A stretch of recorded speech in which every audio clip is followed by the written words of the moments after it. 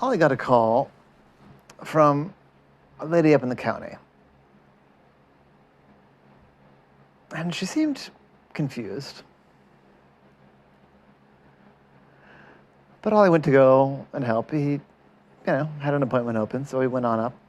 And she said, well, the problem is that my curtains keep on falling down. I said, okay, your curtains keep falling down. That is unusual. Can you show me? I said, well, it doesn't happen all the time. It happens, it's a ghost, you see. I said, I see. So that explains why he called me and not a handyman. Yes, I don't trust the handyman. And you seem trustworthy, so I called you. I said, all right, sure. So there's a ghost. Stop. There's a ghost that is knocking down my curtains, yes. All right, when does this happen? Stop. Well, when the ghost feels like it, I suppose. Well, that's not entirely true, actually. I said, all right, go on. Well, the curtains always seem to fall during one of the earthquakes. And that gave Ollie a moment of pause, because the Baltimore area, including the suburbs, are not known for their earthquakes. I said, so tell me about these earthquakes. Oh, well, the earthquakes, those have been happening for as long as I've lived here, which is, 25 years now. They're just good earthquakes, like everyone does. I read about earthquakes all the time. I've tried to set up my whole house to be, robust earthquakes. I don't have a lot of pottery. Cabinet doors all have foam pads on the closers, and the few things I have that could be tippy are tacked down with ticky-tacky or hot glue. Pretty standard stuff. I don't know. I just deal with it the way everyone deals with earthquakes, I suppose.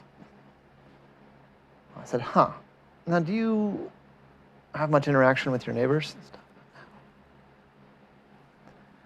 Oh, no, I'm afraid not. Honestly, I'm not very friendly. If I have to be completely honest, I prefer the company of my books and my goats. I've occasionally chatted with the neighbors, but only out of I don't have any malice toward them. They seem fine. I'm just prefer to keep to myself. I said, So I don't know how they deal with earthquakes. The internet has been a blessing to me, I'll put it that way, in that I can research and learn about all sorts of things from the comfort of my home. I said, interesting. So when there's an earthquake, the ghosts knock over the curtains.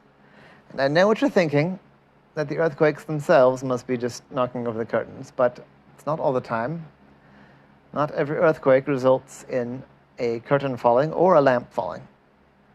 I said the lamp.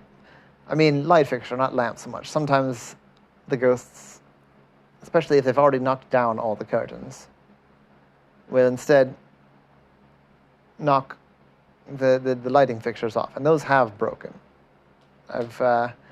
Once again, with the help of the internet, I've managed to source a good number of plastic fixtures. So they fall, they drop. It's annoying, but they don't break. They're not the nicest looking things, mind you, but you do what you can. You adapt. Can I see one of these fixtures? Oh, sure. Come right through here. That's one. That's one of the plastic ones.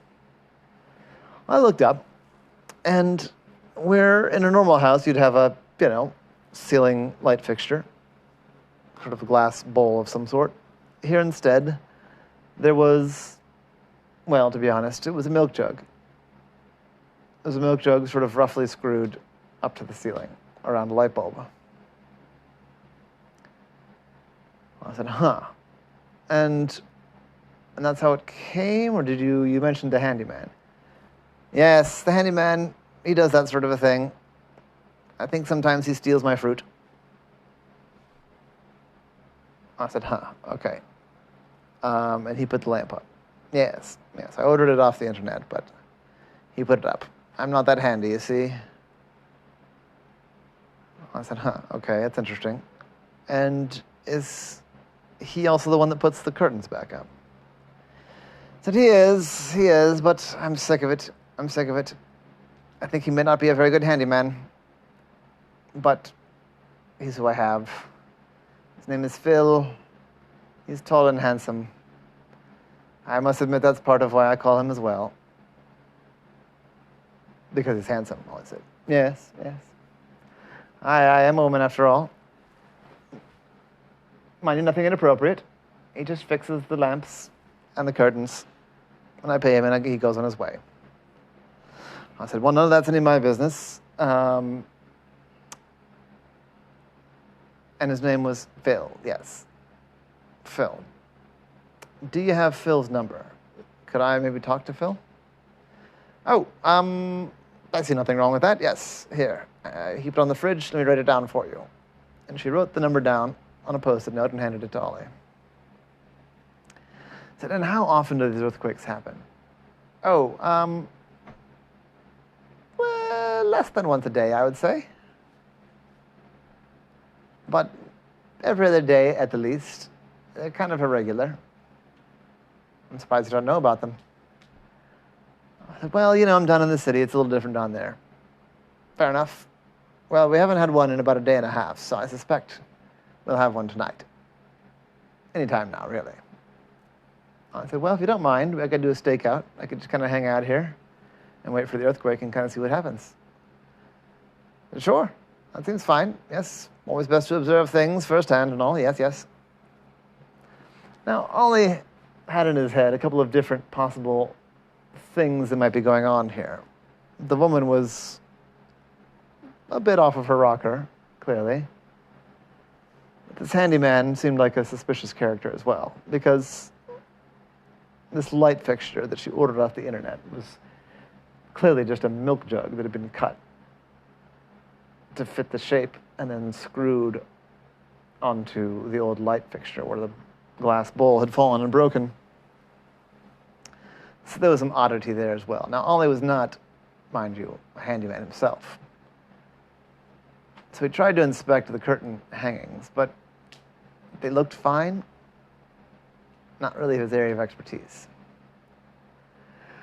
So he waited, and they hung out, and she told him tales of her earlier life before she moved into the house.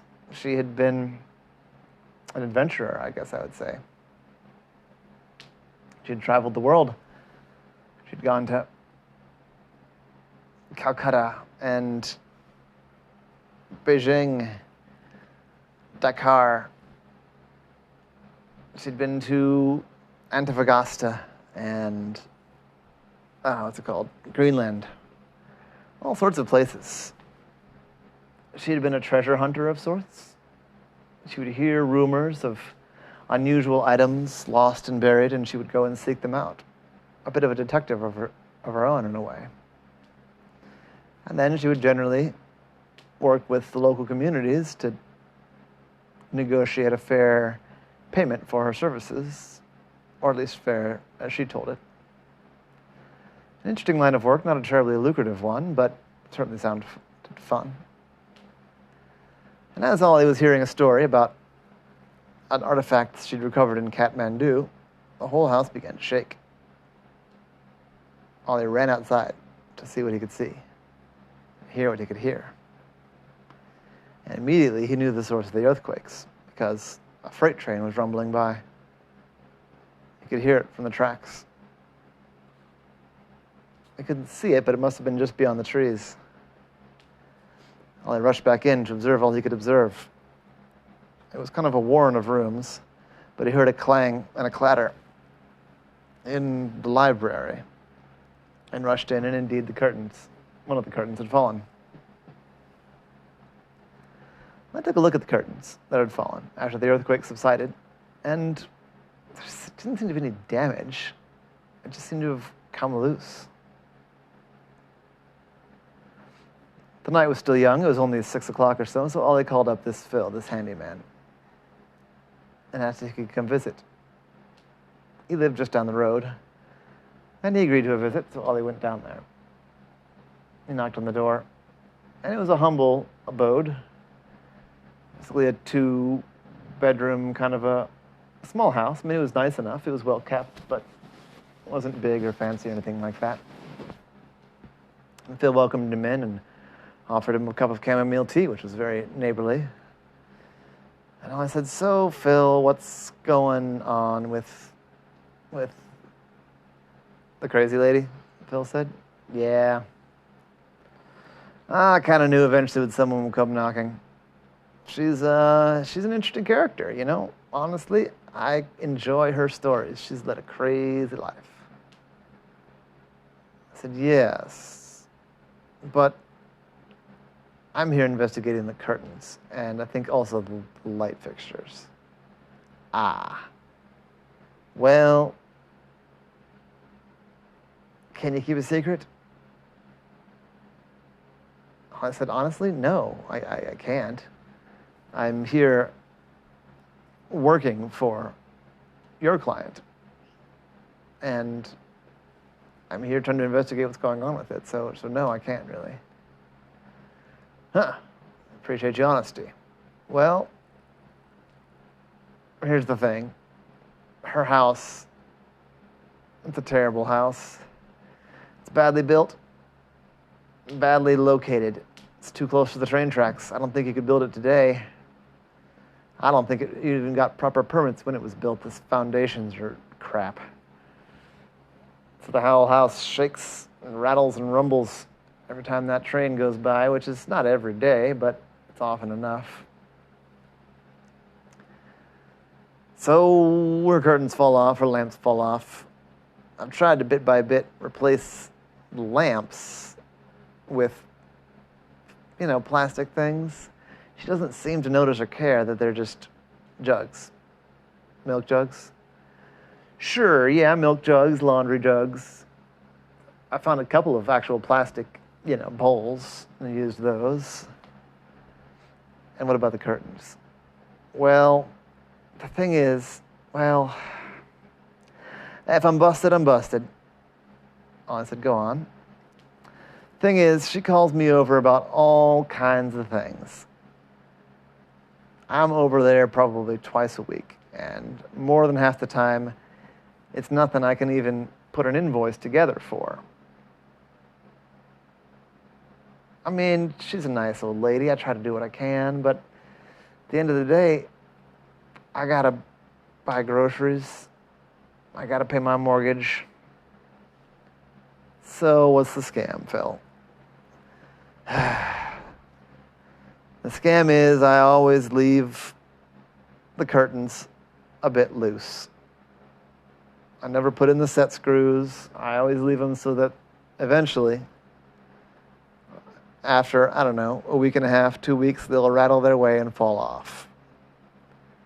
It is on purpose, because I need the repeat business. I can't afford to keep going over there for nothing. I can't afford to keep going over there and putting, a cup back up on her countertop. I can't charge for that, so I gotta make sure there's enough stuff I can charge for. Man, look, you don't even need to worry about it. She's crazy wealthy. She is? Yeah, no, she doesn't like to talk about it, but even before she did all of her crazy treasure hunting business, she was a trust fund baby. She didn't make any money hunting treasure, but she was a millionaire the day she was born. Trust me, I help her with her bank records too. I've seen it. She's fine. I think you're gonna have to come clean with her. I know. Well, here's the thing. If I come clean with her, ain't nobody gonna go and fix her stuff. And even if I tighten every single one of those curtains down the way they ought to be tightened, stuff's still gonna get knocked over and rumbled apart because she's got an old house right next to a train track. And no old house can survive that much rumbling without stuff coming loose. if I don't go and fix her stuff, the whole house is going to fall down around her. Oh, I see what you mean. I see what you mean. Tell you what. Going forward, if you go in there and you fix everything properly when it breaks, then I won't tell her that you've been leaving her curtains loose. And try to find more proper light fixtures. I'm going to come check up on you. I'm going to come back in about 6 months and see how she's doing and see how you're doing. I don't want to see any curtains on the ground. All right, that's fair. That's fair. So Ollie went back to the lady. He said, well, I had a talk with Phil. He told me a bit about the house. I guess oh, yes. Well, he's been in the neighborhood for a long time. He knew this house before I was in it, for sure. Said that a lot of stuff breaks because of and Ollie paused, the earthquakes. Yes. I suppose you think I don't know. Ollie said, don't know what? I'm aware that the earthquakes are from the train. Ollie said, oh, phew. You know it's not really an earthquake, right? I don't mark the difference. Well, is Phil stealing from me or not? And here Ollie was in a bit of a pickle, because he didn't want to lie directly to his own client. But he understood that she was kind of difficult, and Phil was willing to keep fixing things. So Ollie had to content himself with a half-truth. He said, well, Phil is fixing things for real. And I talked it over with him, and we think we figured out a way to make the curtains stay put. I had a look at the way they're installed. We talked it over. I think the curtain problem is going to go away. And he has some ideas about where to get some nicer replacement fixtures for the lights. Oh, well, that would be lovely. I don't actually mind the cheap lights. They're fine. As long as I can read my books and tend to my goats, it's fine by me. Well, and of course, I have to mind my artifacts. I said, your artifacts? I thought you'd trade them all back to the community. Well, mostly, you see, but every once in a while I'd retrieve an artifact, and the community that it came from was deeply uninterested in it. In some cases, they thought it was cursed. So I still have those. But I'm no sucker. Those are in deep, hard, robust shelves. They're safe. Don't you worry about that. If the whole house came down, those shelves and safes would still be standing. Oh, I said, well, I think we've settled things out. But before I go, when I came, he seemed so very certain it was a ghost. Oh, well, yes. I mean, there is a ghost. I hear you saying that maybe Phil wasn't doing the best job possible with the curtains, and you figured out a better way. Ollie breathed a sigh of relief, because he could easily say yes to that. Yeah, yes. So, the ghost name is Marge. And she is quite mischievous, but if you tell me it wasn't her knocking over the curtains, I'll believe you. I said, it's probably not Marge. You sure about Marge? Oh, yes, of course. Well, she's standing right next to you. Well, I looked to his right, and there was nothing. I looked to his left, and there was a ghost. A Victorian lady in a flowing white dress. Ollie leapt, and Marge said, oh, sorry, I didn't mean to scare you. I've been here the whole time, you know. I said, so you're okay with this ghost? Well, we'd had a bit of a disagreement when I'd accused her of knocking over my curtains, and she pled her innocence. But I think, Marge, now that we've resolved that, we're back to being friends? Oh, certainly. I always knew I was innocent, and I knew you'd come around. She's a fine friend, said our octopus. Even if she gets a bit confused sometimes, thank you for your troubles.